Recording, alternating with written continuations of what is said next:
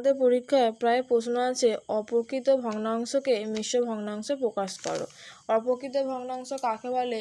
যে ভগ্নাংশে লবটি হরের থেকে বেশি হয় সেই ভগ্নাংশকে আমরা কি বলি? অপ্রকৃত ভগ্নাংশ। এরকম একটা ভগ্নাংশ লিখি, আমি লিখলাম 44/20, এটা হচ্ছে একটা অপ্রকৃত ভগ্নাংশ।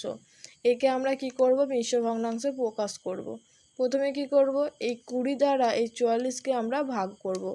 20 দুগুণে 40, তাহলে 4 নামলো। এই 4টাকে আমরা উপরে লিখব 4, আর নিচে যে 20টা আছে এই 20 পূর্ণ, তাহলে 2 পূর্ণ 4-এর 20, এইটা আমার হয়ে গেল মিশ্র ভগ্নাংশ।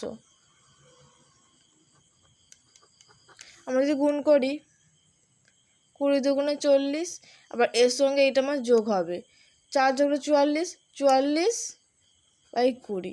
তাহলে আমরা মিশ্র ভগ্নাংশ থেকে অপ্রকৃত ভগ্নাংশে আসতে পারবো।